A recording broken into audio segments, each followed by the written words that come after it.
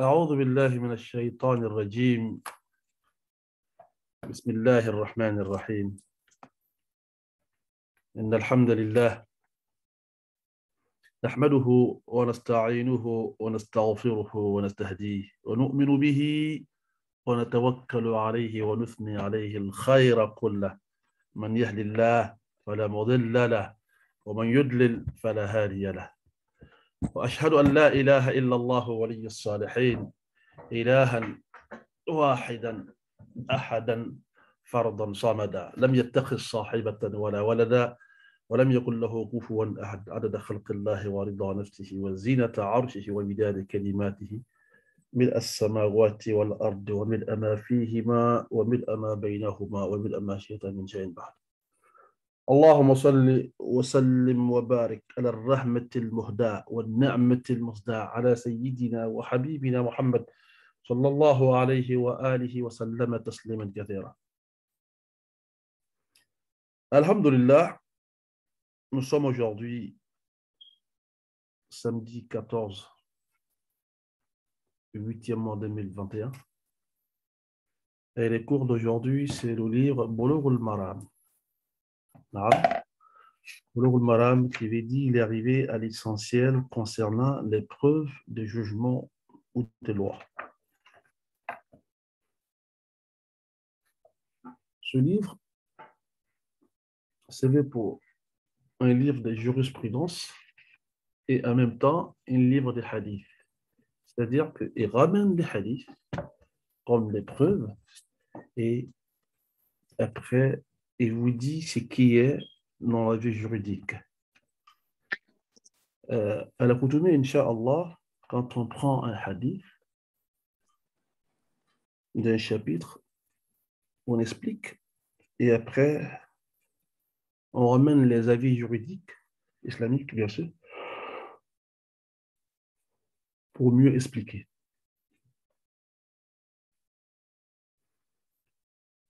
On commence aujourd'hui hadith numéro 19 du livre Bulugh al-Maram. Hadith numéro 19.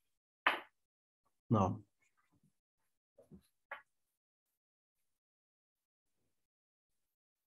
وعن أبي ثعلبة الخشني قال قلت يا رسول الله إنا بأرض قوم أهل كتاب أفنأكل في آليتهم؟ فقال لا تأكلوا فيها إلا ألا تجدوا غيرها فاغسلوها وكلوا فيها. متفق عليه.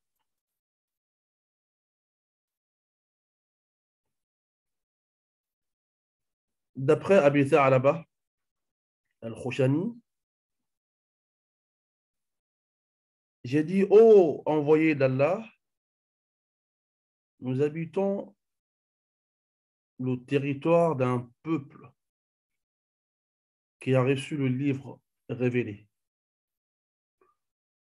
Pouvons-nous nous servir de leur vase pour manger? Le prophète sallallahu alayhi wa sallam répondit, non, ne vous en servez pas pour y manger, mais si vous n'en trouvez pas d'autres, lavez-les et servez-vous.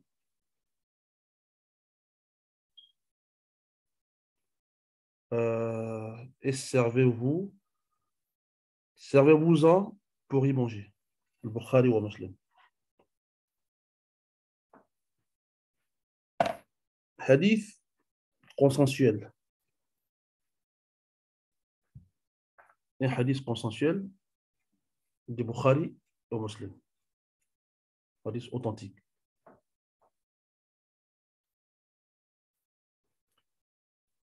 Qui parle d'une vie commune avec des gens qui ne sont pas musulmans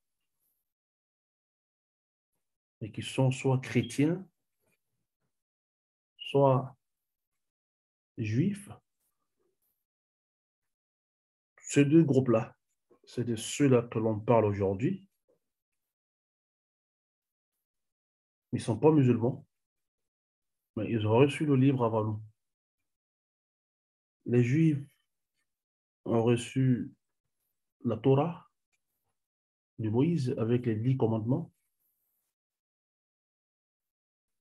Les chrétiens, avec Jésus, ont reçu l'Évangile.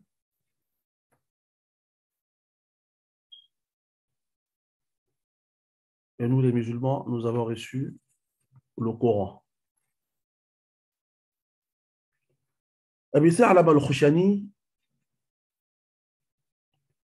est un sahabi, un compagnon privilégié aussi de son prophète Mohammed sallallahu alayhi wa sallam.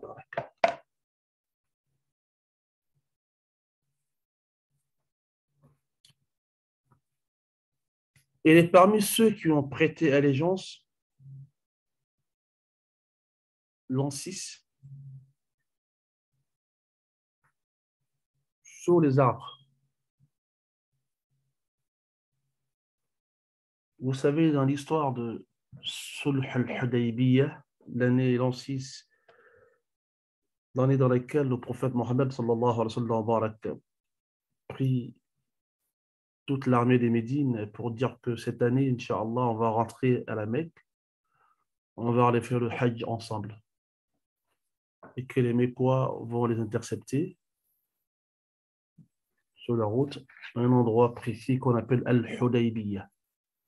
Il va s'engager, une négociation va s'engager, un traité va s'engager, un pourparler va s'engager entre les deux groupes, entre les mécréants de la Mecque et les musulmans des Médines à leur tête, Sayyidina Muhammad sallallahu alayhi wa sallam. Ils ont demandé au prophète, alayhi wa salatu wassalam, de se retourner cette année, il ne rentre pas à la Mecque. Il avait le pouvoir de rentrer, une armée imbranlable, surtout beaucoup trop, parce que la plupart des pays d'Arabie s'étaient rajoutés, n'est-ce pas, à l'armée de son prophète Mohammed sallallahu alayhi wa sallam. Arrivé là-bas, ils vont faire un traité. À l'issue, le prophète va accepter de ne pas rentrer à la Mecque. Il va accepter tout ce qu'ils ont dit. Je vous disais un jour que on va trouver un jour, Inch'Allah, Allah sait ce sera quand, spécialement Sulh al-Hudaybiyah, le traité de l'Hudaybiyah. Hudaybiyah, c'est un endroit. Ça s'est déroulé là-bas. Tout ce que les mécréants disaient, le prophète disait oui, on est d'accord, oui, on est d'accord, oui, on est d'accord, oui, on est d'accord. C'est Ali qui écrivait. Sous les points d'accord, Ali aimait, moi, Mohammed, sallallahu alayhi wa sallam, messager d'Allah, j'y reconnais. Point. Quand il a écrit messager d'Allah, l'émissaire des Mécois qui était présent a demandé à Ali d'annuler le propos messager d'Allah, de l'annuler. Parce que eux, ils connaissent Mohammed ibn Abdullah et ils ne connaissent pas Mohammed, le messager d'Allah. Ils connaissent Mohammed ibn Abdullah, c'est ce qu'ils connaissent. Ali dit, comme moi, j'ai la foi qu'il est vraiment l'envoyé d'Allah, je ne vais pas effacer. Ça a duré. Ça a duré un moment. Le prophète va dire à Ali, Ali, il faut l'effacer pour qu'on avance. Ali va dire au prophète Mohammed, sallallahu alayhi wa sallam, n'est-ce pas que tu es le prophète d'Allah, le messager d'Allah, tu as été envoyé pour sauver l'humanité? Le prophète va dire, bien sûr que si. Mais pourquoi je vais dire que j'efface ça? Moi, je suis sûr que tu l'es. Tu es sûr que tu l'es aussi. S'il ne veut pas qu'il laisse, le prophète va dire, non, Ali, ce n'est pas comme ça. Quand on fait une négociation, il y a beaucoup de compromis. Vu la persistance des faits, parce qu'Ali va dire, non, je ne vais pas effacer, on va y aller comme ça. Le prophète va prendre un stylo, une plume, on va dire, et va dire à Ali, montre-moi où tu as écrit au messager d'Allah. C'est lui-même qui va barrer, il va annuler. Et c'est là, en ce moment, le mécréant va dire, là maintenant, je suis d'accord, on peut y aller avec. Parce qu'on avait scalé, on était bloqué pendant un moment. Maintenant, je suis d'accord, on peut y aller. Pour vous montrer l'importance de cette journée, c'est après, comme il y a eu cette, on va dire, ce découragement, comme il y a eu ce découragement, et que les, il y a beaucoup de Sahaba qui ont pris un coup de découragement. Après, parce qu'ils vont faire la fête là-bas, la fête l'Adha, la Tabaski, ils vont fêter là-bas. Après, le prophète sallallahu alayhi wa sallam va rassembler tout le monde sous un arbre. Il va demander allégeance encore aux gens. Est-ce que vous croyez encore en moi? Est-ce que vous êtes encore partant pour tout ce que je vais dire, pour tout ce que je vais faire? Est-ce que vous êtes, ils vont tous le voter. Tous ceux qui étaient présents, ils vont tous le voter. Même ceux qui sont rentrés dans l'islam ces jours-là aussi. Parce que dans cette période-ci, il y a des pays d'Arabie qui venaient rentrer à l'islam, sauf la Mecque. Les Mécois ont dit que si un Médinois quitte l'islam pour venir chez nous, on la paye sans problème. Mais si un Mécois quitte l'idolâtrie et qu'il veut se convertir à l'islam, non, non, non, non, tu le refuses, il vient. Le prophète a dit oui. Sur le Hudaybiyah, c'est une grande leçon, hein? Sorte de négociation pour celui qui veut la paix, qui ne voudrait pas engager les hostilités. Donc, l'allégeance qui va se dérouler là-bas, après le Hudaybiyah, on appelle ça Bay'atu Shajara, l'allégeance sur l'arbre, sous l'arbre. Ce monsieur était là, Sa'alaba al-Khushani.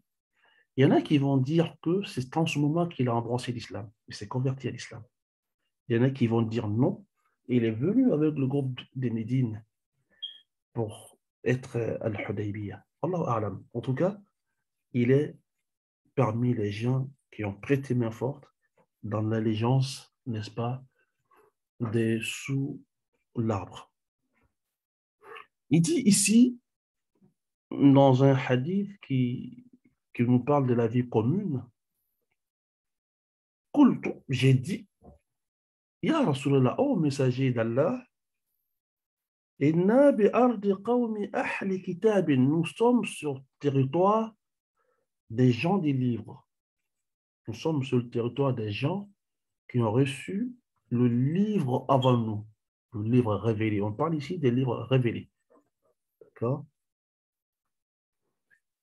Comme nous sommes chez eux, pour une vie commune avec eux, souvent, on se voit obligé de prendre leurs récipients, leurs casseroles, leurs coupes, leurs robes, tout ce que vous voulez, pour en servir.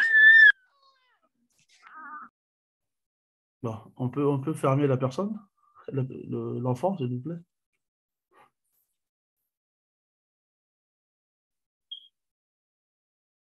Nous sommes sur une terre ou un territoire des gens des livres, les gens qui ont réussi, qui ont réussi, qui ont reçu, excusez-moi, le livre avant nous. Ce sont des gens qui ont reçu le livre avant nous, soit la Torah, soit l'Injil, l'Évangile.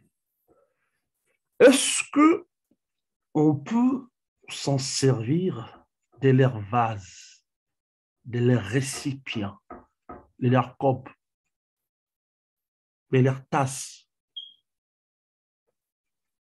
tout ce que peut servir des récipients, soit pour manger ou pour boire?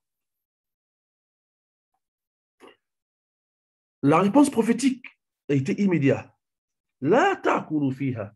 Ne vous en servez pas de leurs récipients, leurs vases, leurs coupes, leurs copes, leurs tasses, leurs casseroles, leurs marmites, et quoi d'autre? Leurs verres, pour boire ou pour manger,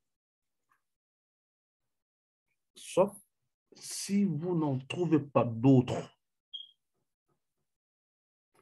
Si vous ne trouvez pas d'autres récipients, d'autres vases, d'autres copes, d'autres, euh, on va dire quoi, casseroles, d'autres marmites, si vous ne trouvez pas du tout, alors vous pouvez vous en servir à condition que vous les laviez. D'accord? Et le hadith, il est consensuel. Le hadith, il est consensuel.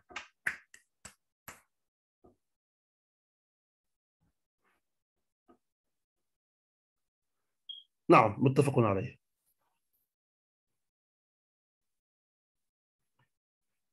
On a ce premier hadith, déjà qui montre le vivre ensemble, chers musulmans.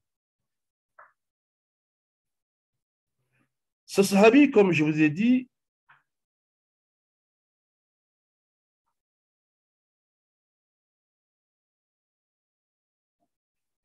est un sahabi privilégié qui a prêté main forte au prophète pendant le serment d'allégeance de Aqaba, de Shajara. Euh, il est parmi aussi les Sahaba qui ont reçu, n'est-ce pas,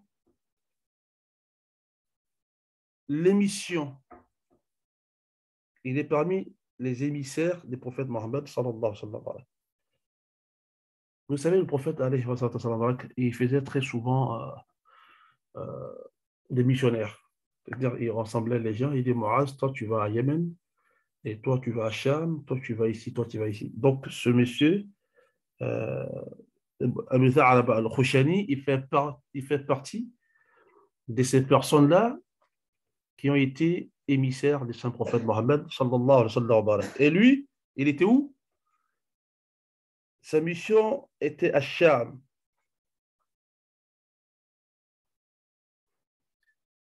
Sa tribu, d'abord, le prophète l'a envoyé sallallahu alayhi wa sallam à sa tribu, qui était pas loin des Médines. Et quand il est arrivé avec l'islam, ils ont tous cru, ils ont tous embrassé l'islam, toute sa tribu. Et après, il est parti à Cham, où il est décédé l'an 75 de l'Hijra. Non. Celui-là qui nous relate ce hadith, parce que d'où il était venu, il y avait mélange entre les gens, et le monde a toujours été comme ça. Soit c'est l'islam qui prendra le dessus, soit c'est une autre religion, soit aucune religion ne prendra le dessus. Mais le mélange et le vivre ensemble a toujours été l'esprit de l'islam. Accepter l'autre, vivre avec lui. Maintenant, dans cette acceptation, il y a des limites. D'accord? C'est pas parce que on vit avec chrétiens et juifs ou celui-là même qui n'a pas de religion qu'on mange tout de lui, on prend tout de lui. C'est délimité à l'islam. Et ces hadiths nous parlent clairement de cela. Ô prophète, nous vivons sur un territoire qui est habité majoritairement par les gens des livres, ceux-là même qui ont reçu la révélation du livre avant nous. Est-ce qu'on peut se servir de leur vase pour nos consommations, soit de la boisson ou de manger? La réponse prophétique était non. Non. Sauf si vous ne trouvez pas d'autres récipients, d'autres vases. En ce moment, oui, mais il faut le laver d'abord avant de s'en servir.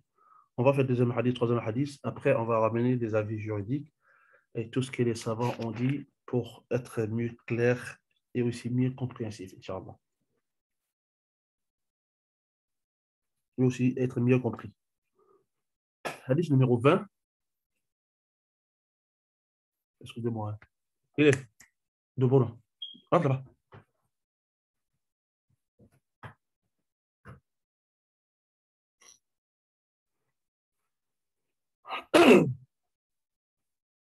Hadith numéro 20. C'est le hadith d'Imran ibn Hussein.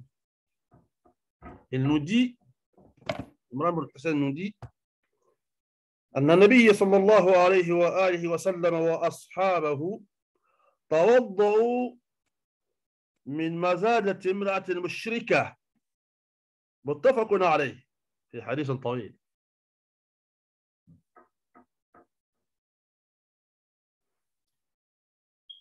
من هو عمران بن حسين؟ عمران بن حسين c'est un grand sahaba aussi.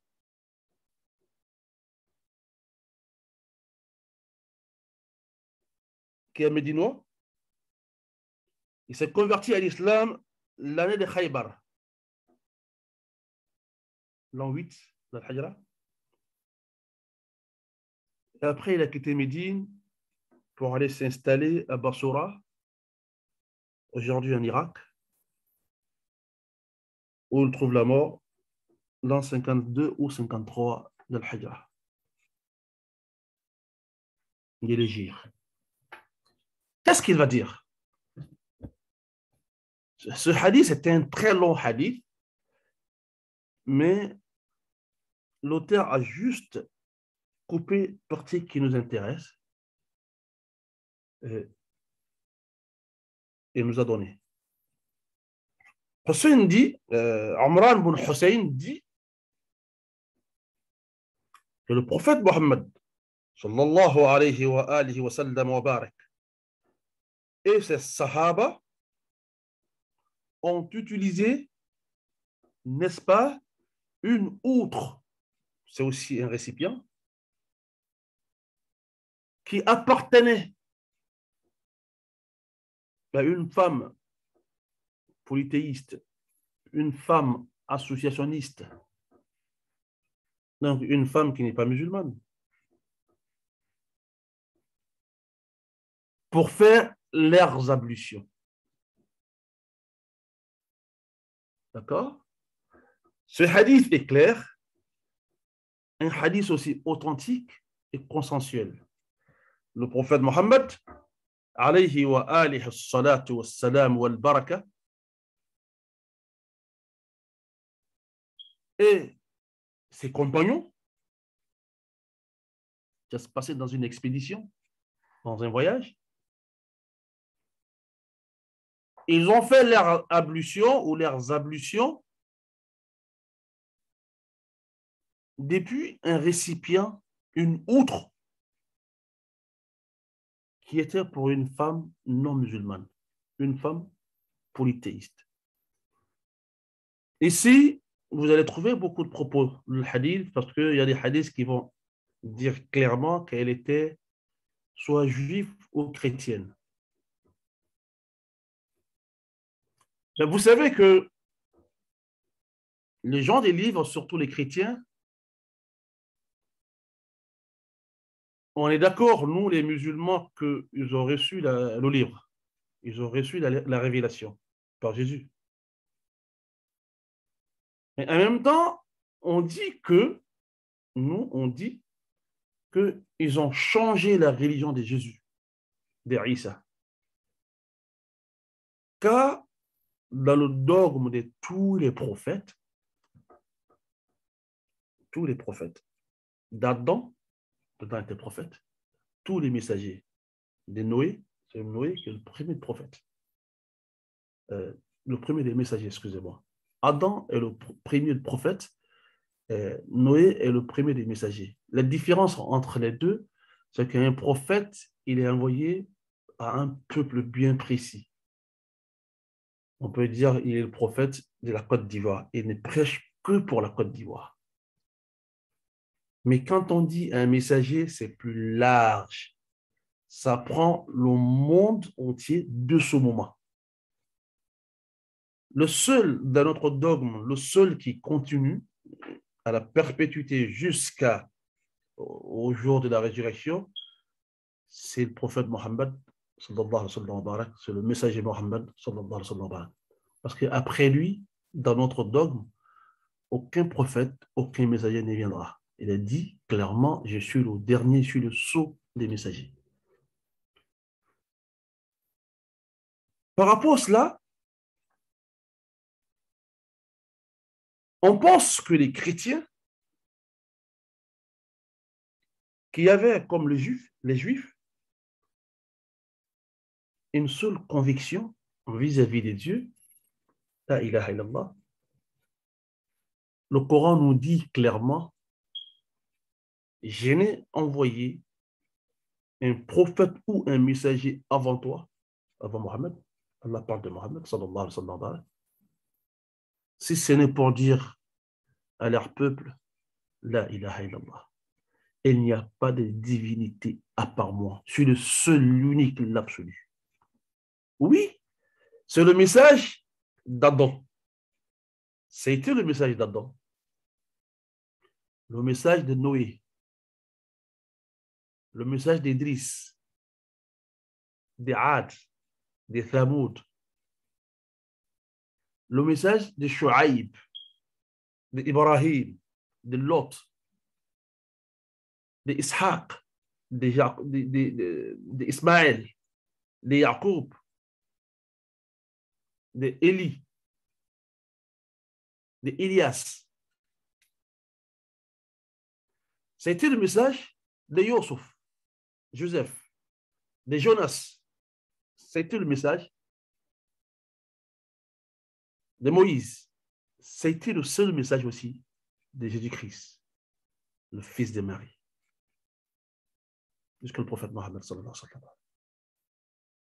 Et quand nos frères chrétiens disent Allah est trois dans son unicité, tous les trois sont Dieu, forme unique, c'est là où l'associationnisme va naître dans le christianisme.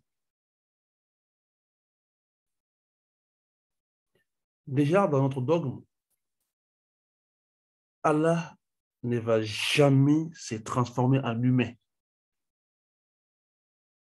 Parce que Allah, il n'a pas sa place dans ce bas monde. Il est plus immense que ce bas monde.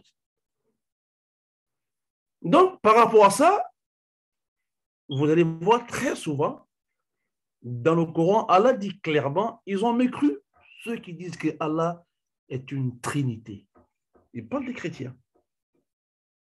Malgré qu'ils sont les détenteurs des livres, en même temps, dans leur détention, il y a des choses qui ne vont pas avec, n'est-ce pas, le tawhid. Pourtant, tout le prophète est venu, tous les prophètes sont venus pour le tawhid, l'unicité absolue d'Allah. C'est après, vous allez faire ça, vous n'allez pas faire ça.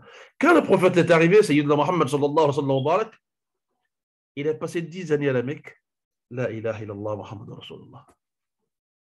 Il n'y avait pas d'autre chose. La ilaha illallah Muhammad Rasulullah. C'est 10e année que d'autres choses ont été révélées, comme la prière, ne buvez pas de l'alcool, etc. Mais avant, il a passé 10 années.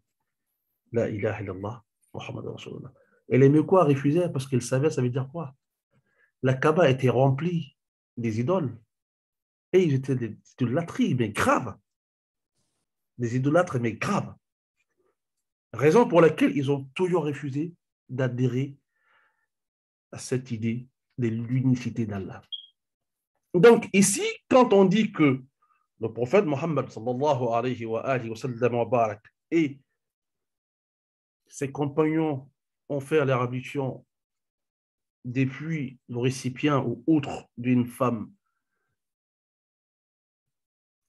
associationniste, d'une femme polythéiste, la femme était chrétienne. Dans la plupart des dits, la femme, elle était chrétienne. On va prendre, même si elle n'était pas chrétienne, hein, on va essayer de développer ça après. On va lire le troisième hadith qui va finir ce chapitre. Comme ça, prochainement, on rentre dans un nouveau chapitre, Inch'Allah. Oui, Inch'Allah. Toujours le livre de la purification, hein, toujours. On est dans le livre de la purification. Le troisième hadith d'aujourd'hui, ça vient d'Anas ibn Malik, le valet, le domestique de Saint Prophète Mohammed sallallahu alayhi wa sallam. Anas était béninois, vous le savez. On a déjà parlé de sa biographie. C'est lui-même que ses parents l'ont pris et donné le prophète Mohammed sallallahu alayhi wa sallam depuis son arrivée à Médine. Il est resté avec lui jusqu'au décès de son prophète Mohammed sallallahu alayhi wa sallam, jusqu'à ce que Allah l'ait rappelé. Il l'accompagnait partout. Il était là pour lui, partout et pour tout. Sauf s'il n'avait pas besoin de lui. وعن أنس بن مالك وعن أنس بن مالك رضي الله عنه قال أن قدح النبي صلى الله عليه وآله وسلم انكسر فاتخذ مكان الشعب ومكان الشعب سلسلة من ضبة أخرجه البخاري. Ça parle de la réparation. Anas nous dit, Ibn Malik, oui, le valet du prophète Mohammed, sallallahu alayhi wa sallam, il nous dit, le qadah, ça peut être un cob dans lequel on boit, une coupe, une tasse. En tout cas, si vous prenez l'étymologie arabe, qadah est quelque chose que l'on s'en sert, majoritairement l'eau pour boire. Donc, une coupe, une tasse, un verre.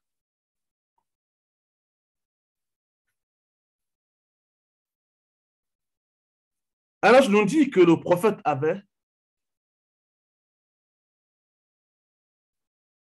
un qadah. Je vais prendre le nom global comme ça. Comme ça, chacun de nous va s'imaginer.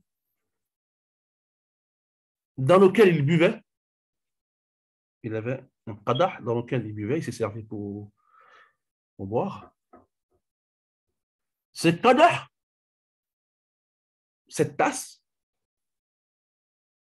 ou bien ce cop, c'est fissuré. Oui, il s'est fissuré. Pour aller faire la soudure, le prophète Mohammed sallallahu alayhi wa sallam a fait une soudure d'argent. Ça veut dire déjà que ce récipient dont on parle, c'était un récipient qui n'était pas de plastique. D'accord? Soit c'était des pots très durs, comme on le voyait très souvent, ou des métals. Quand il y a eu une fissure et une brisure, le prophète Mohammed sallallahu alayhi wa sallam a été réparé. La réparation a laissé une trace. C'était trace de l'argent blanc, comme on le dit chez nous, ourbé. Parce que, vous savez, quand on fait la soudure, il faut forcément que les traces restent. La personne qui fait la soudure, s'il n'a que de l'or pour faire la soudure, il n'en fera qu'avec ça. S'il a des métaux, il en fera avec des métaux. Si c'est seulement pour la soudure, on comprend dans ces hadiths que même si c'est de l'argent ou de l'or, on peut faire une soudure avec. Mais c'est quand le récipient est entièrement de l'or ou de l'argent et nous avons l'interdiction de l'utiliser. D'accord? On a les 3 hadiths du jour. Ce hadith, il est chez l'imam al-Bukhari d'après Anas ibn Malik.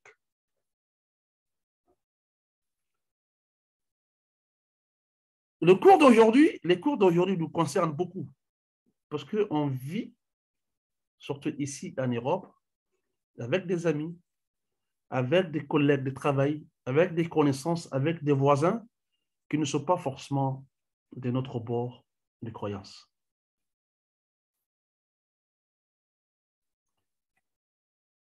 L'utilisation des récipients, outre,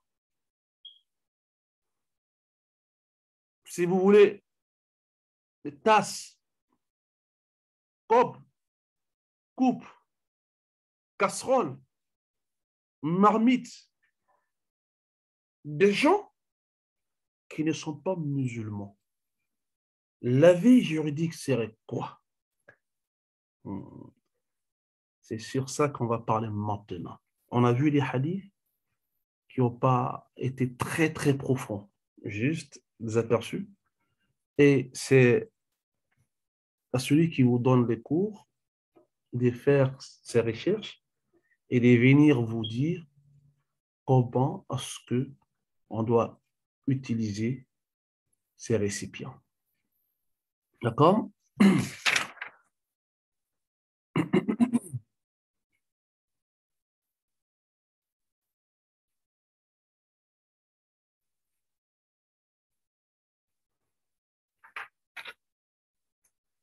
Les avis juridiques.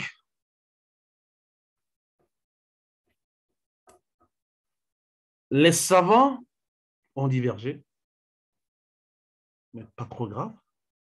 Une divergence des avis, mais en eux, se toujours donner le vrai sens de la compréhension. Aucun de ces savants, des détenteurs d'écoles juridiques, n'a voulu égarer. Il faut que vous le sachiez. Au contraire, ils ont tous voulu que nous ayons, n'est-ce pas, la bonne compréhension de l'islam. Le premier avis va dire il est détesté. Yukrah. Quelque chose qui est détesté, qui est peu recommandé en islam, ce n'est pas quelque chose qui est haram. Il y a 5 jugements dans la charia. 5. Le halal, l'autorisé, tu le fais sans problème. Tu es récompensé à 100%. Il y a une récompense que tu ne peux même pas imaginer parce que tu as fait le halal, parce que tu as fait ce que Allah t'a recommandé de faire. Tu as fait ce qu'il t'a ordonné de faire, le halal. Son contraire, c'est le haram, l'interdiction formelle. Quand Allah nous oblige, nous ordonne de faire la prière, il nous interdit de laisser la prière. C'est ces deux qui marchent ensemble. Le halal, si tu le mets à droite, juste tu mets le haram à gauche. Quand Allah nous oblige de jeûner le mois de Ramadan, qui est halal, il nous interdit de ne pas jeûner le mois de Ramadan. Donc, celui qui jeûne, il est dans le halal, celui qui ne jeûne pas, il est dans le haram. C'est les deux qui font face. C'est les deux premiers jugements de la charia. Après, troisième, il y a la sunna. Des choses, si vous les faites, alhamdulillah rabbil alamin, vous êtes hautement récompensé. Ce n'est pas obligation, non, mais si vous le faites, vous avez des récompenses que vous ne pouvez même pas imaginer. Ce sont des recommandations prophétiques, des sunnah, mandoub. Mais ce n'est pas une obligation. Lui, s'il fait face à l'autre, peu recommandable. Mais ce n'est pas une interdiction.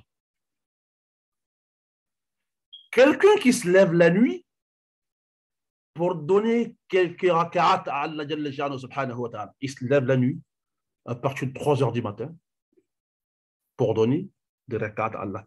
C'est fortement recommandé, c'est la sunna. Mais quelqu'un qui ne se lève pas la nuit du tout, il n'a pas péché. L'autre a eu la sunna, donc une recommandation, donc une récompense. L'autre, il n'a rien eu. Il a fait son sommeil, il s'est levé le matin, alhamdulillah. Pourtant, l'autre, il a eu beaucoup de récompenses parce qu'il s'est levé la nuit.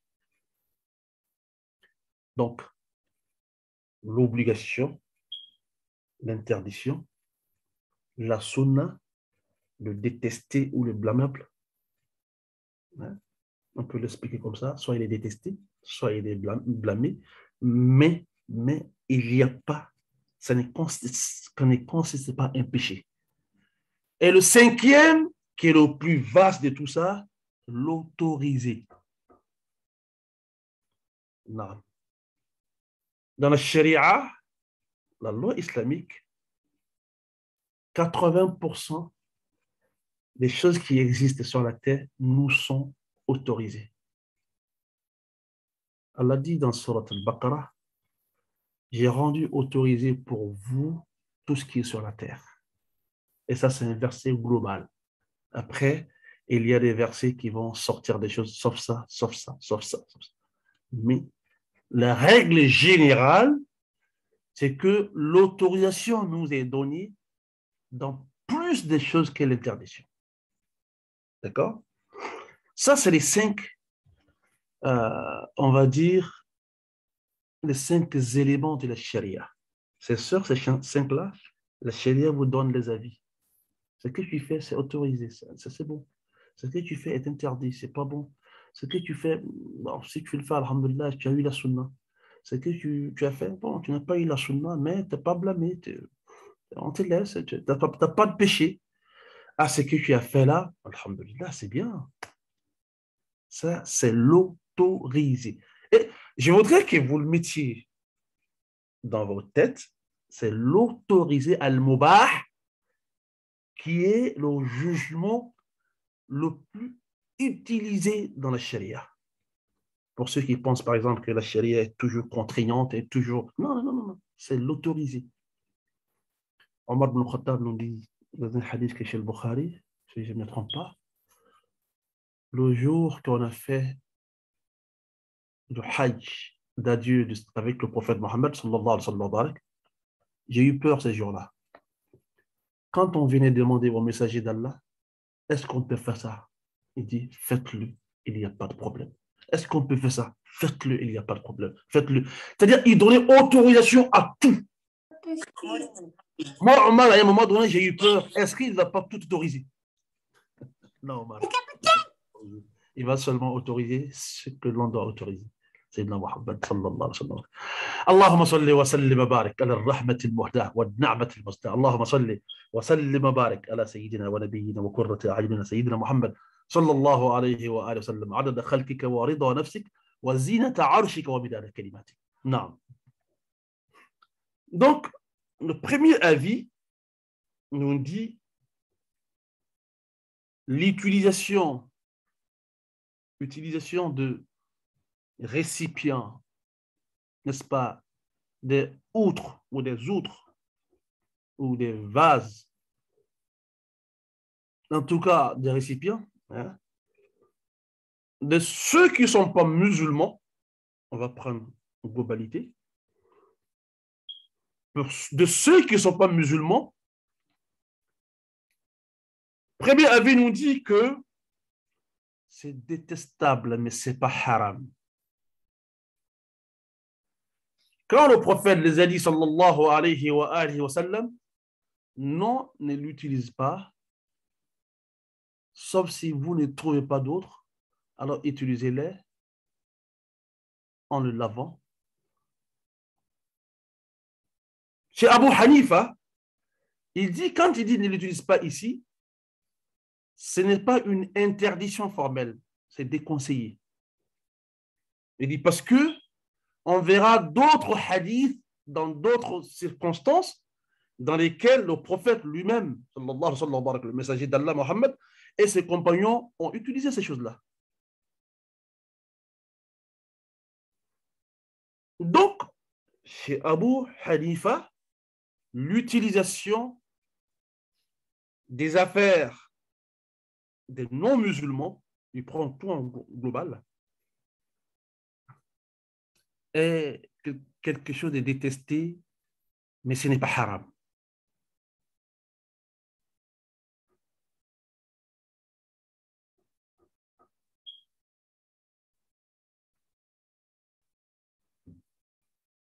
Et tire, il a beaucoup de preuves, hein, mais il tire sa preuve en disant que hadith de Abu Tha'laba al-Khashali qu'on a vu, il pose la question, d'accord? Nous habitons un territoire, une terre, des gens des livres. Est-ce qu'on peut se servir de leurs vases pour boire ou manger?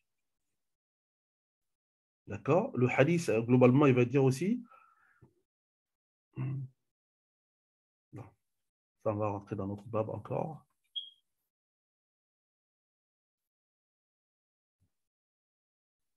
Le prophète va dire non, sauf si vous ne trouvez pas, alors vous pouvez vous en servir en le lavant. Il va dire ceci, le haram ne devient pas tout de suite halal, sauf si on est contraint. Ici, le prophète n'a pas parlé de contrainte, il dit sauf si vous ne trouvez pas. C'est-à-dire, je suis là, je vais me servir, je ne trouve pas un récipient d'un musulman, je prends un récipient d'un chrétien, mais je le lave.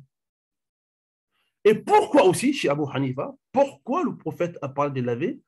Parce que nos frères là, chrétiens ou juifs, la plupart d'entre ceux-là boivent de l'alcool. Même si dans l'esprit de la religion, l'alcool est interdit, eh bien, eux, ils consomment. Même en mangeant, ils mettent des verres de vin, on le voit très souvent. Et la plupart de ceux-là aussi mangent du porc, la viande de porc.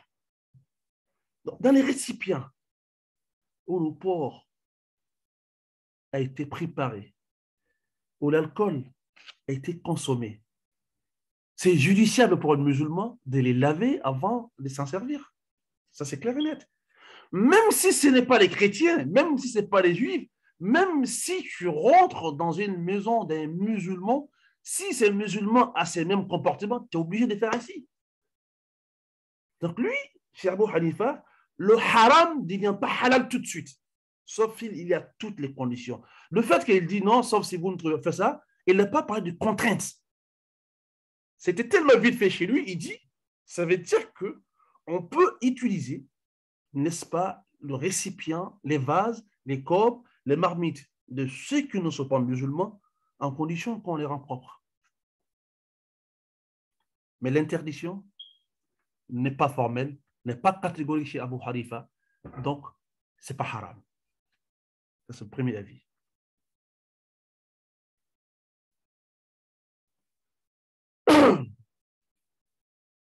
Deuxième avis, le deuxième avis,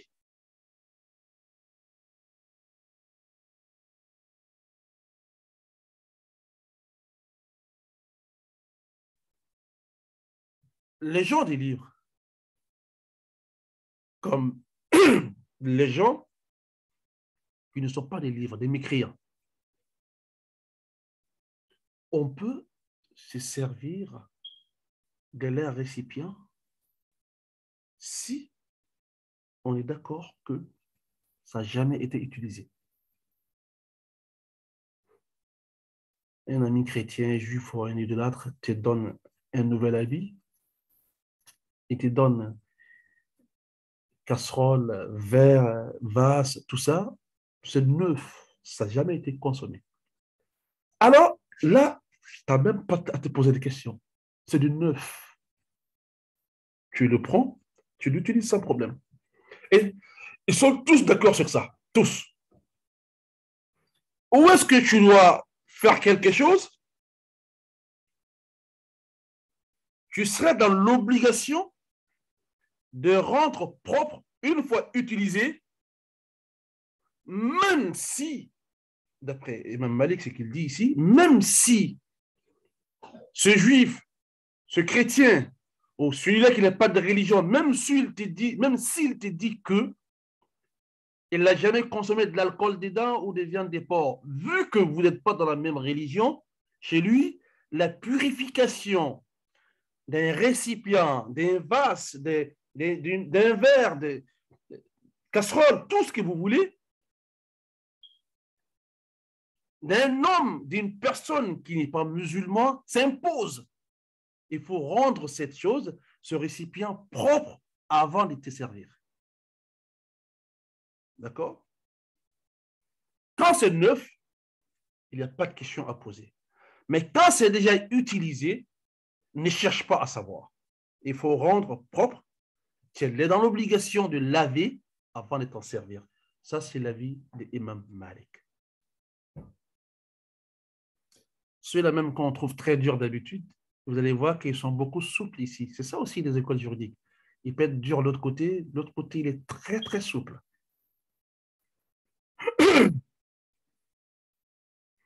Et l'imam Shafi'i va dire, un peu pareil comme l'imam Malik, si on est certain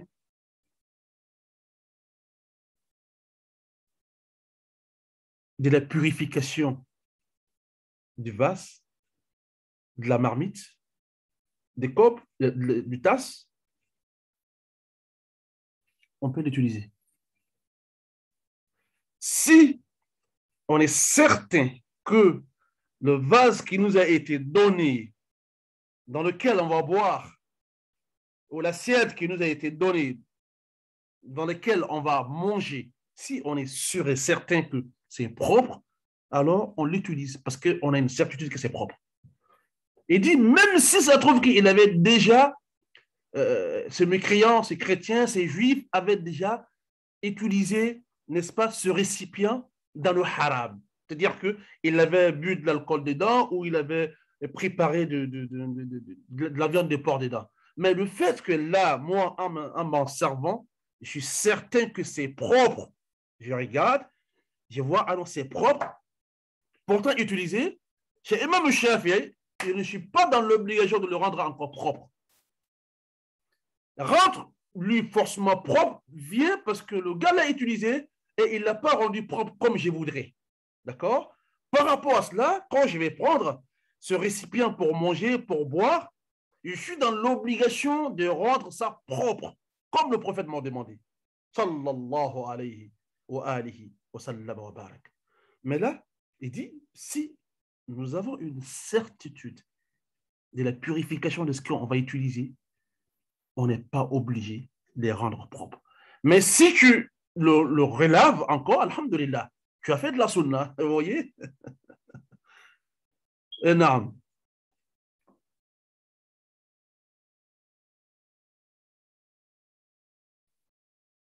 Il dit, quand tu regardes, ça fait toujours, il dit, quand tu regardes les propos prophétiques, le prophète voudrait, le messager d'Allah, Sayyiduna Muhammad sallallahu alayhi wa sallam, voudrait que nous mangions, nous buvions dans des récipients propres à l'islam. Et cela, il faut que quand tu prends le récipient, tu sois sûr que c'est propre. Parce que quand on mange ou quand on boit, Allah nous donne la santé par rapport à ce qu'on mange, par rapport à ce qu'on boit. Si vous mangez ou vous buvez dans un récipient sale, alors Allah pourrait vous ôter la santé par rapport à cela. Comme l'islam est une chaîne d'alimentation de la bonne chose du début à la fin, hein, c'est pourquoi on dit très souvent que l'islam a mis la barre très haut de tout ce que vous pouvez comprendre dans la vie. La barre est très très haut, elle est mise très très haut. Parce que l'humain a sa place dans l'islam. Le bon comportement a sa place à l'islam. Le bon religieux a sa place à l'islam. Le bon compagnon a sa place à l'islam. Le bon voisin a sa place à l'islam. La bonne collaboration aussi.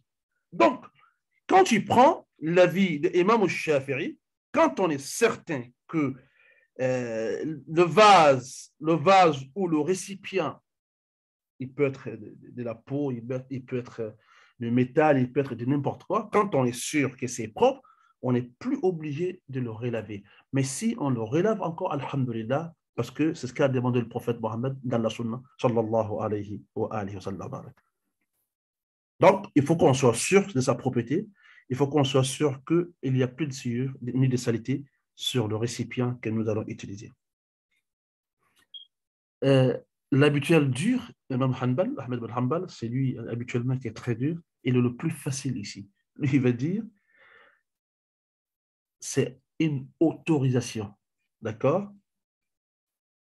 Allah nous autorise d'employer, d'utiliser le récipient de ceux qui ont reçu le livre avant nous, ou bien même de ceux-mêmes qui n'ont pas reçu le livre, qui sont mécréants, seulement, il faut que ça soit propre. Et vous n'êtes pas obligé de rendre propre si vous êtes sûr que c'est propre. Donc, à peu près les mêmes propos que Imam al-Shafi'i. Et ça, c'est l'avis majoritaire reconnu par les Hanbalites. Même s'il y a un autre avis qui dit que on doit laver, parce qu'Ahmed, il a beaucoup deux avis. Ahmed bin Hanbal, Shafi'i, les deux ont beaucoup deux avis dans toutes choses. Ça veut dire qu'ici, il en a vu des preuves, d'autre côté, il a vu une autre preuve. Donc, il donne des avis. Pour résumer,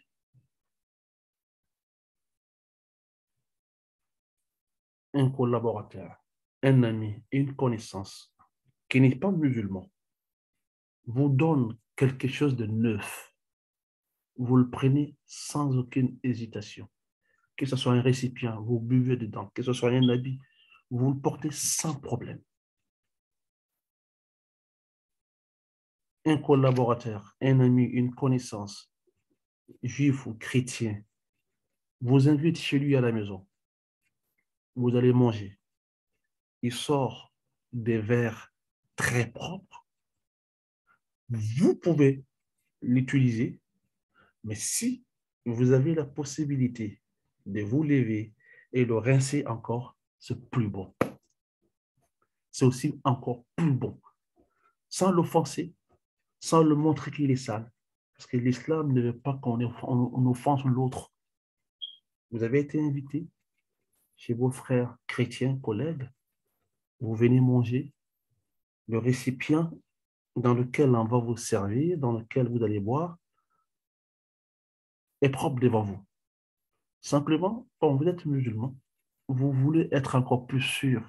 Vous le prenez, vous le rincez, alhamdulillah, sans aucune offense. Mais si vous n'arrivez pas à faire cela, parce qu'il va dire non, c'est propre, c'est comme ça, laissez de manger comme ça. Dites bismillah. Le troisième hadith qu'on a vu aujourd'hui a dit quoi? Le prophète Mohammed, sallallahu alayhi wa sallam, et ses compagnons ont fait l'ablution des puits de récipient d'une femme idolâtre. Une femme de l'association. Donc elle n'était pas musulmane. Elle était kafir. Elle est mushrika. Kafira mushrika. Une polythéiste. Pourquoi ils n'ont pas d'abord déversé de l'eau, nettoyé, après mettre de l'eau pour faire les ablutions? Parce qu'ils ont vu que l'eau était propre. Ça veut dire que moi, quand je vais chez quelqu'un chrétien juif et que je dois utiliser un récipient chez lui, je regarde la propriété. Et si c'est bon, je ne suis pas dans l'obligation de refaire la propriété. Surtout quand on sait que ça peut l'offenser. En ce qui concerne l'air bouffe, je pense que ça va venir, on va très, très rapidement arriver. Alors, c'est pas ma fille. Ouais, d'accord. Mais je peux vous dire que, à part l'autre qui est kafir, qui n'a pas de religion, qui est mécréant totalement, un juif et un chrétien, tu peux manger chez eux sans problème. Seulement dis bismillah. Allah a été explicite dans le Coran. Le repas, le manger de ceux d'entre vous, le manger de vous-même, vous les musulmans, ou le manger, le repas de ceux qui ont reçu le livre, la révélation avant vous, vous sont halal, licites. C'est le Coran qui dit dans Surat Al-Ma'idah. Ça veut dire que même si c'est de la viande, oui, sauf si c'est de la viande de porc, comme on le sait, c'est haram. Sauf si c'est de la viande de chien, là on le sait, c'est haram. Mais si ce n'est pas les viandes qui nous sont haram, on peut manger chez un juif ses repas que lui-même il consomme. On peut manger chez un chrétien ses repas que lui-même il consomme. Maintenant, si tu doutes de la véracité des viandes consommées là-bas, mais il faut être végétarien, mange des choses dont il n'y a pas de la viande. On a toujours des portes dessus. On a toujours. Simplement, souvent, nous-mêmes, on est trop dur avec nous-mêmes. Souvent, surtout, c'est lui-même qui a compris 2 versets. C'est le plus dur en islam encore. Il a compris 2, 3 versets et s'y croit. Et il est pire que le prophète Mohammed sallallahu alayhi wa sallam. Puis tu te retrouves dans les circonstances. Tu es musulman, tu connais ta religion. Qu'est-ce qui t'est interdit, qu'est-ce qui t'est autorisé, tu connais. Tu maîtrises ta religion. C'est à toi maintenant. Est-ce que ça, je peux le faire? Est-ce que ça, je ne peux pas le faire sans offenser l'autre? Oui, c'est important dans la vie. Tu as un ami chrétien qui t'a invité chez lui. Ah, tu dis, ah, moi, je ne fais pas ça, je ne fais pas ça. Tu parles trop. Il n'y a pas d'importance. Pourtant, tu peux ne pas faire ça et être sur le même point d'ordre avec lui. Tu viens chez lui tranquillement, il t'a invité, tu as accepté l'invitation, vous mangez ensemble. Chose qui va te ramener, tu peux même l'aider à aller à la cuisine avec lui, mais rincer encore, rincer les récipients, les assiettes que vous allez recevoir. Ah, mais vous êtes gentil. Ça va paraître chez lui comme une gentillesse, mais ça paraît chez toi comme une propreté, des tout dessus. Parce que tu as un truc en toi. Je dis très souvent à nos frères et sœurs qui nous disent on n'arrive pas à faire la prière dans nos lieux de travail. Souvent, on est très dur avec nous-mêmes. Oui, je le dis très souvent. Il y a des années, c'est plus de 10 ans maintenant, je travaillais à l'aéroport, Roissy-Charles de Gaulle. À l'époque, avant d'être fait signer, on t'a dit pas de culte ici. Et pour musulmans, et pour juifs, et pour chrétiens. D'accord? Sauf que après 2h30 ou 2 heures, on avait une pause d'un quart d'heure. 2h30 ou 2 heures, toujours on avait une pause d'un quart d'heure. On s'est relayé. Moi, qu'est-ce que j'ai fait de mes pauses? Quand il est l'heure de faire la prière, je vais aux toilettes, j'ai fait mes ablutions, je me cache quelque part après un lieu propre, j'ai fait ma prière. Pendant des années. Un jour, on est resté ainsi. Il y a un contrôleur qui est venu, j'étais en pause, mais il me cherchait à me voir. J'étais bien caché, j'ai fait ma prière. Il m'a cherché un peu partout. Mon portable ne reprenait pas. On lui a dit que j'étais allé aux toilettes. C'est vrai, j'ai parti là-bas, mais seulement qu'après les toilettes, j'avais un petit coin à côté où je faisais le. Il m'a cherché, il est parti me trouver, je fais la prière. Dans un coin bien isolé. Après, il me dit, Momo, j'ai dit oui. Il me dit sincèrement, désolé, hein, je t'ai dérangé un peu. J'ai dit non, je ne m'ai pas dérangé. Si tous tes frères là, tous tes frères musulmans faisaient comme toi, il n'y aura pas de problème. Il n'y aura jamais de problème. Non seulement c'est dans tes pauses, deuxièmement, tu ne le montres pas aux autres. Tu viens, tu te caches là, tu fais ton truc entre toi et ton Dieu. Il dit, mais je connais d'autres qui veulent montrer qu'eux, ils peuvent faire la prière dans l'Élysée de Sarkozy. Et il y avait des problèmes dans cela. Ta religion ne t'a pas demandé ça. Souvent, on est trop dur avec nous-mêmes. Souvent, on peut avoir des moments. Moi, j'ai une sœur ici qui est à la retraite aujourd'hui, une grande sœur, qui a fait plus de 25 à 30 ans à l'hôpital. Elle faisait ses prières. Oui, souvent, on a la possibilité quand on veut. Mais on est trop dur avec nous-mêmes souvent. Trop dur. Oui, on est trop dur. Parce que quand on comprend que c'est rose, si c'est pas rose, ça ne peut jamais devenir rose. Alors que l'islam est une religion de la facilité. Et surtout quand on se retrouve dans des conditions très difficiles. C'est en ce moment que les portes de l'islam s'ouvrent ou s'en trouvent un peu partout. Donc, prenez-en note qu'aujourd'hui, on a parlé de l'utilisation des récipients, des verres, des cordes, des marmites, des casseroles, des vases qui nous appartiennent pas, qui appartenaient ou qui appartiennent à des personnes, soit juives, soit chrétiens, ou même soit qui n'ont pas de religion. D'accord? Et Alhamdulillah, on a compris non seulement les hadiths, et aussi les avis juridiques. Sur ce, je vais m'arrêter. Assalamu alaikum wa rahmatullahi wa barakatuh. Wa alaykoum salam wa rahmatullahi wa barakatuh. Frère Dosso, ça fait 2 mois que je n'ai pas d'enregistrement. Hein? C'est pas bon ça. Wa alaykoum salam. Imam, j'ai envoyé les premiers. Voilà, ça fait maintenant 2 semaines que je n'ai pas encore, que je me suis reconnecté pour envoyer le reste. Tu as envoyé les premiers où ça? Sur le mail, via 8 transferts. Quand on a fini d'échanger, là, j'ai envoyé un peu plus de 5 ou 6 vidéos. Ouais, ça, il y a plus de mois, ça. Ouais, bon, j'étais un peu off, mais bon, maintenant ça va. Ça, c'est Aïchatou qui a fait ça, parce que c'est elle qui n'est pas joué rôle. Au lieu j'ai dit ça parce qu'il y a des gens qui nous suivaient et souvent, ils n'ont pas, on va dire quoi, cette facilité d'être avec nous les matins. Ils ne sont pas forcément de la France ici. Donc, très souvent, quand on finit, ils m'envoient le message, le lien pour qu'on puisse assister. Et c'est fait aussi pour cela. Ça ne doit pas profiter que à Dossé et à Aïchatou.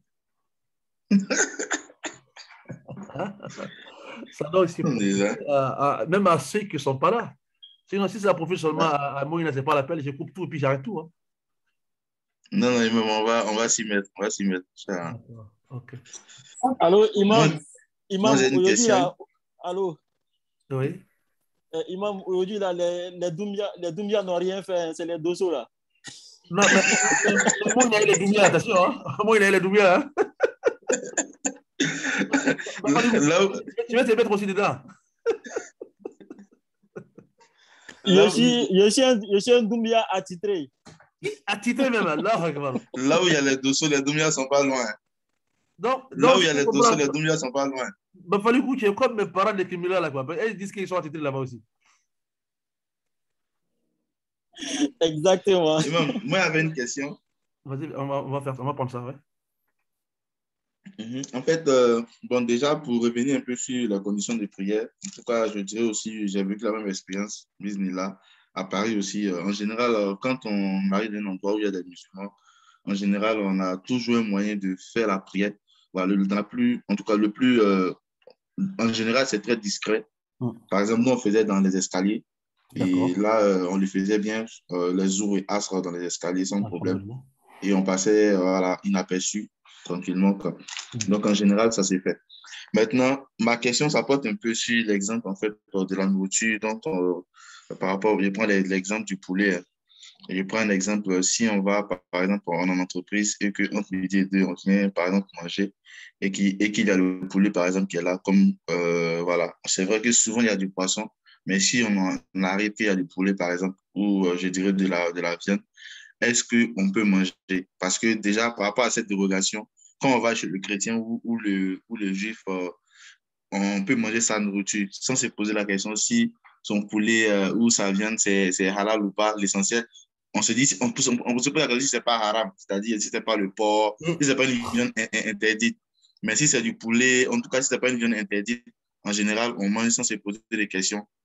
Est-ce que c'est son statut de chrétien ou de juif qui fait qu'on ne met pas cette contrainte je veux dire, de tuerie halal, qu'on ne met pas ça devant, ou bien est-ce que on peut faire pareil pour d'autres types de restaurants comme les restaurants d'entreprise? Je vois que M. Dosso, il aime beaucoup la viande. Hein? moi, je préfère le poisson. Au moins, il n'y a pas d'ambiguïté. Je préfère le poisson. Oui, il va faire ça. Je prends en général le poisson, mais c'est pour avoir un éclaircissement. Non, mais c'est normal. C'est normal ce que tu demandes parce qu'on est musulman, on doit savoir notre religion. Comme ça, quand on va se retrouver dans une telle situation, on sait quoi faire. Il ne faut pas être comme tes cousins Doumbia là qui mélangent tout. Hein, parce qu'ils mangent tout. Hein. Et là, il faut qu'on revoie l'air islamité là même. Parce qu'ils mangent tout. En ce qui concerne la consommation des viandes, il y a 3 catégories. La première, c'est la viande halal. Je suis allé chez Dosso, Dosso est venu chez moi. Je sais que Dosso, il achète toujours dans la boucherie halal. Dosso, c'est toujours que j'achète dans la boucherie halal. Je n'ai pas à me poser la question. C'est halal. Là, on est clair, on est précis dessus. C'est bon. Ça, il n'y a pas de problème. Dans ma thèse, j'ai une partie que j'ai consacrée pour la consommation des halal en France. Wallah, j'ai découvert quelque chose il y a quelques jours, peut-être que vous n'allez pas me croire. On passe des 50 à 90% de l'abattage en France sont halal. Des 50 à 90%. Où j'ai été dans les fermes, dans les coins, quand je parle, ils disent comme vous écrivez, là, écrivez dans la thèse, mais là, c'est un truc qu'on veut que ça reste là, parce que quand les autres seront ça, ils vont commencer à mettre dans les trucs. Pourtant, ils tous mangent ça. D'accord. Wallah, je me suis dit, Allahu Akbar. Allahu Akbar. Il me dit, écoute, très bien, je prends la même viande, je mets étiquette halal. La même viande, je ne mets pas étiquette halal, sur laquelle j'ai mis halal, j'y gagne tout de suite 25% de plus. Pourtant, c'est le même abattage. Mais l'autre, comme lui, il s'en fout, il n'a pas besoin de halal, il va prendre ça comme ça. Il dit même ceux qui gueulent aujourd'hui, 90% de ce qui se retrouve dans leur marmite, dans leur assiette, sont halal. Non. Alhamdulillah, j'ai dit Alhamdulillah Rabbil Alamin parce que ça prouve que la main d'Allah est en train de travailler dans l'eau noire. On ne le sait pas, mais ça travaille. Alhamdulillah Rabbil Alamin. Yadullah ta'ala fil khafa. Ça, c'est le premier avis. Je suis certain que mon frère Dosso, il mange du halal. Je viens chez lui, je ne me pose pas la question, je mange halal. Mon boucher qui est juste là, je sais qu'il vend que le halal. On n'est pas dans l'obligation d'aller demander AVS. Parce que j'ai vu des musulmans, des jeunes qui sont nés ici, qui ont été se battre avec des bouchers pas loin, parce qu'ils n'avaient pas le cachet AVS, qui signifiait à l'époque le cachet le plus sûr d'un abattage halal. C'est-à-dire que lui qui avait le certificat des AVS, on était sûr et certain comme si l'animal a été abattu, a été égorgé devant nous. Sauf que dans la recherche, on a retrouvé autre chose. Ça ne nous concerne pas. Donc, le musulman n'est pas celui qui creuse pour savoir hey, dessous, est-ce que tu es sûr?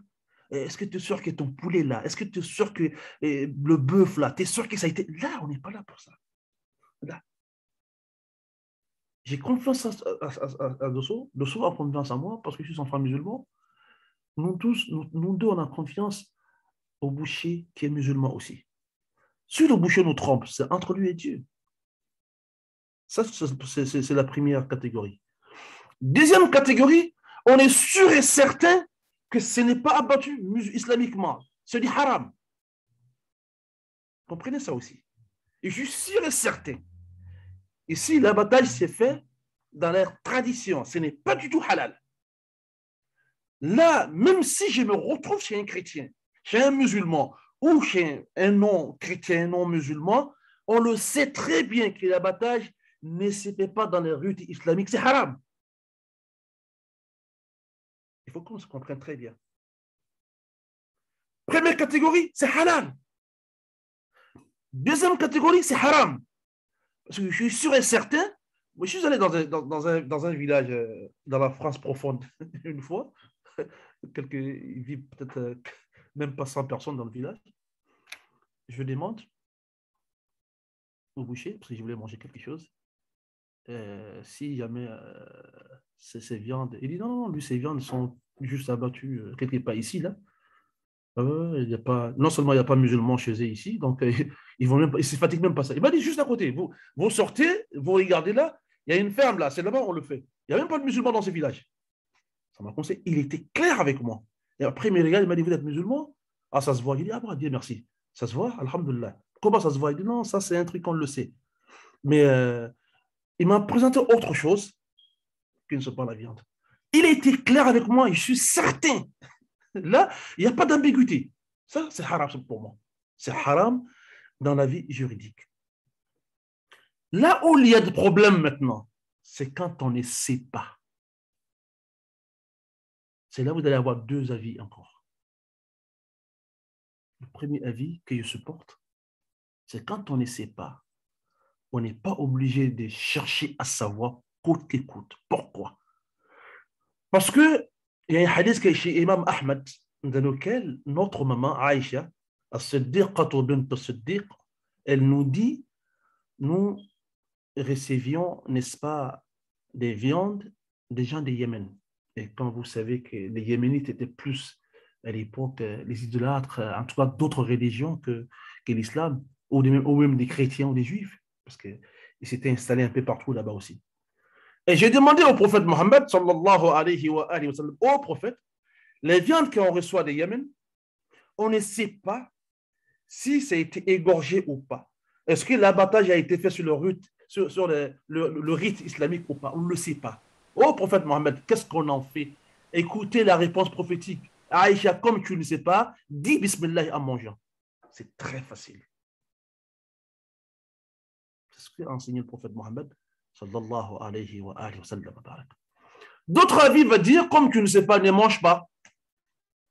Parce que la plupart, comme on le dit très souvent, c'est nos frères Hanbalites qui disent ça très souvent, la plupart, quand on ne sait pas, c'est que ce n'est pas bon, donc ne te mélange pas, va chercher. Est-ce que notre religion est là pour nous rendre la vie dure, insupportable? Là.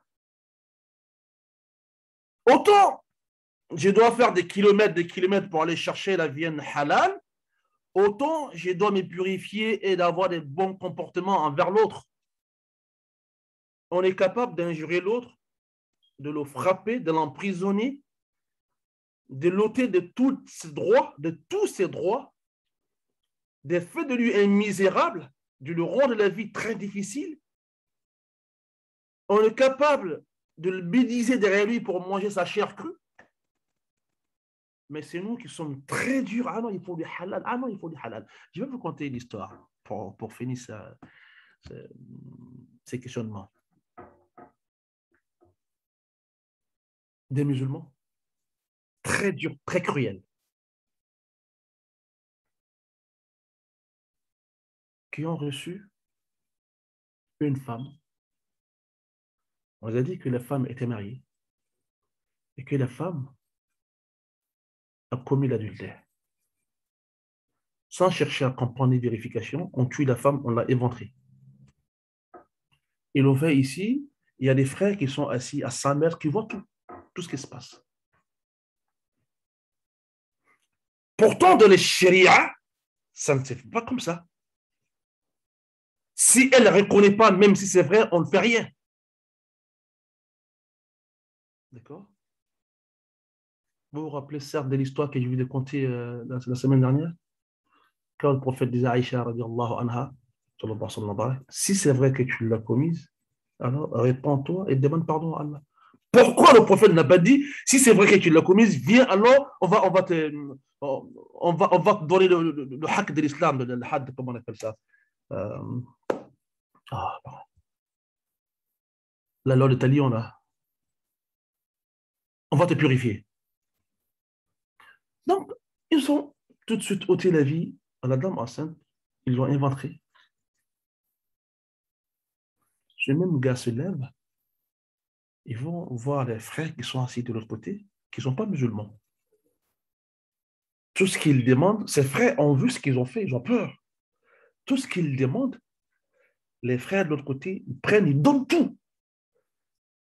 Ils vont dire aux autres frères, mais ça coûte combien? Ils vont dire, non, allez-y avec ça, on vous le donne gratos. Ils vont dire, non, nous, on n'est pas comme ça, nous, on ne transgresse pas les lois d'Allah, il faut que nous payons ce que nous avons pris chez vous. Subhanallah. Le vieux va dire, mais vous ne transgressez pas la loi d'Allah, vous venez d'égorger et d'éventrer une pauvre dame sans aucune question préalable. C'est quel poids de l'islam, ça? il faut un peu de la balance à homéostasie, comme on le dit. Non. Pour nous, c'est quand on comprend de la viande, c'est cela. Halal, haram, entre les deux, il y a une partie.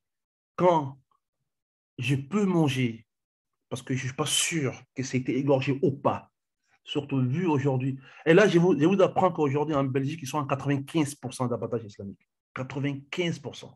En France, on a 90%, ça va passer à 5% bientôt. Et là, c'est comme ça en Europe. Ça veut dire qu'on est en train tous de manger des halal sans le savoir. Comme je ne sais pas, je prends le hadith de Aïcha, je dis Bismillah et je mange. Mais quand j'ai une certitude, je ne le mange pas. Parce que ce n'a pas été égorgé sur les rites de l'islam. Haza, wallahu a'lam. C'est clair?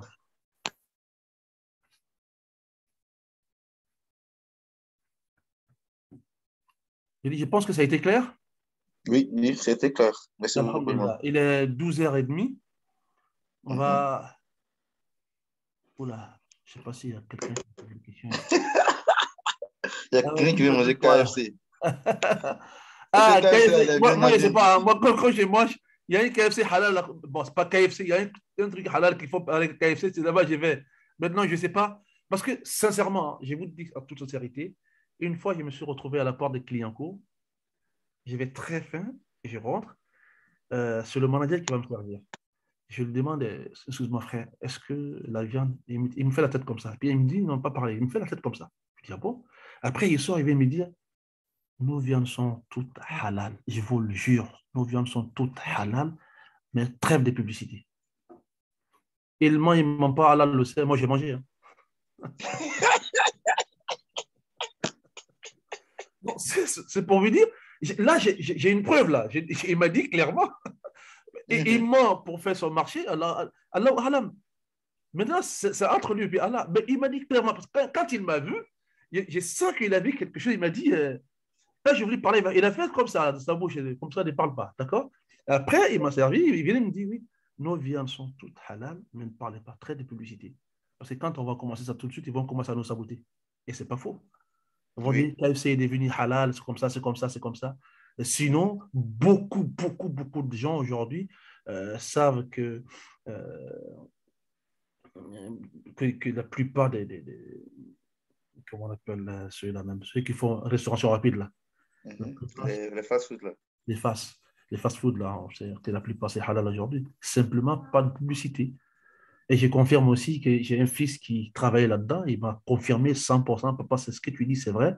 Mais seulement, ils ne veulent pas qu'on fasse de la publicité pour ne pas que l'autre qui n'est pas dans la religion se sente un peu frustré pour venir. Sinon, c'est comme ça. Wallahu a'lam. Moi, je peux confirmer pour Domino's aussi. Hein. Tout ce qui concerne la viande et puis le poulet, côté Domino's, pizza, c'est halal aussi. Domino's, c'est quoi? Domino's, c'est ceux qui fabriquent les pizzas. Là, ah, Domino's! Ben d'accord. Alhamdulillah. Donc, je peux confirmer que la viande de bœuf et du poulet aussi sont halal. Et aussi les merguez aussi sont halal aussi. Voilà, un frère me dit que justement, il a arrêté depuis 2 ans, justement à cause des doutes. Frère, si tu doutes, ne mange pas. Moi, j'ai dit, mon doute à moi, ou mes doutes à moi, c'est que je ne sais pas si c'est égorgé, si c'est pas égorgé. Alors, j'ai dit bismillah pour manger. Mais si toi, tu penses que c'est pas bon pour toi, il n'y a pas de problème. Vous savez, les avis sont là pour nous arranger, pas pour nous déranger. Quand Aïcha dit au prophète, sallallahu alayhi wa sallam, je ne sais pas, ou on ne sait pas si ça a été égorgé sur le rite islamique, donc on le mange ou on ne le mange pas. Le prophète pouvait dire, si tu ne savais pas, pas manger. C'est catégorique. Mais lui-même, qui est le donateur de la charia, après Allah, il a dit, alors mange, mais il faut dire seulement bismillah en mangeant. Parce que tu ne sais pas, tu n'as pas une certitude. Donc, comme c'est comme ça, toi qui penses que non, ça doit être haram vraiment, ne mange pas. Moi, je me dis que ça peut être haram comme ça peut être halal. J'ai dit bismillah pour manger. Tu ne peux pas me blâmer, je ne peux pas te blâmer parce qu'on a tous nos preuves. Donc, si tu as arrêté depuis 2 ans parce que tu doutes très fort de la provenance, des conditions d'émolation, alhamdulillah, moi, je ne doute pas de ça. Je me dis que ça peut être halal comme ça peut. Surtout, je vous jure, là, les dernières phases de ma recherche, là, ça m'a encore conforté plus encore. On mange très souvent le halal, surtout en Île-de-France même. Aucun abattage, abattoir des mots, partout, aucun abattage en Île-de-France ne donne des haram. Il n'y a pas. Ils font tous des halal. Tous. Et moi, on me dit, nous, on fait 100% halal. Aucune viande ne sort de chez nous ici sans qu'il ne soit égorgé. Et en plus, l'imam qui égorge là-bas, c'est un ami. Abdelmoumen. Moi, je ne doute pas. Après, si tu pars dans un endroit où tu doutes, alhamdoulilah, on a toujours une solution. Je doute de manger de la viande, je laisse, je prends de poisson ou je prends autre chose, alhamdoulilah. On ne va pas se blâmer pour ça. Tu ne vas pas me dire que j'ai mangé des haram, je ne vais pas te dire que tu n'as pas mangé. Seulement, quand je mange, je dis bismillah, parce que je ne connais pas la provenance, je ne sais pas si ils ont égorgé, si ça a été égorgé avec bismillah ou pas. Alors, moi, ça devient pour moi quelque chose d'inconnaissable. J'ai dit alors bismillah en mangeant, en prenant comme preuve ce hadith de Aïcha, radiyallahu anha, que chez Imam Ahmad. Wallahu a'lam. Ok, je pense que c'est clair. On va arrêter pour aujourd'hui ici, Inch'Allah. Inch'Allah. On aura le livre Umdatul Ahkam la semaine prochaine, si Allah nous garde en vie. Inch'Allah. Umdatul Ahkam, Inch'Allah. Après, on aura aussi Riyad al-Salihin. Ensuite, comme on le fait très souvent, Inch'Allah. Barakallahu fik. Merci infiniment d'être là, de m'avoir écouté et surtout de comprendre. Merci beaucoup, le frère Sigata Ouattara. Allô les d'autres, c'est vous qui êtes. Voilà. Cool M, c'est quoi ça? Koulibaly? D'accord. Oui, c'est Mouna, Oustaz, Imam. Mouna? C'est ça, c'est ce qu'elle a dit, c'est Mouna. Ah bon? D'accord. Je vois Cool M, c'est Mouna ça. Ok, d'accord, alhamdulillah. Sur ce, on va arrêter pour aujourd'hui. On va faire la prière finale, Inch'Allah. Allahumma salli ala Muhammad wa ali Muhammad wa sallim. Allahumma salli ala Muhammad wa sallim. اللهم صل وسلم وبارك على سيدنا ونبينا وقرة أعيننا ووسيلتنا إلى ربنا القاسم سيدنا محمد صلى الله عليه وآله وسلم. ربنا آتنا في الدنيا حسنة وفي الآخرة حسنة وقنا عذاب الدنيا وقنا عذاب النار وأدخلنا الجنة مع الأبرار يا عزيز يا حكيم يا رب العالمين. ربنا لا تزغ قلوبنا بعد إذ هديتنا وهب لنا من لدنك رحمة إنك أنت الوهاب. اللهم إنك عفو تحب العفو فاعف عنا. اللهم إنك عفو تحب العفو فاعف عنا. اللهم إنك عفو تحب العفو فاعف عنا يا رب العالمين. اللهم علمنا ما ينفعنا وانفعنا مما علمتنا وزدنا علما. اللهم علمنا ما ينفعنا وانفعنا مما علمتنا وزدنا علما. اللهم علمنا ما ينفعنا وانفعنا مما علمتنا وزدنا علما وزدنا علما وزدنا علما يا رب العالمين.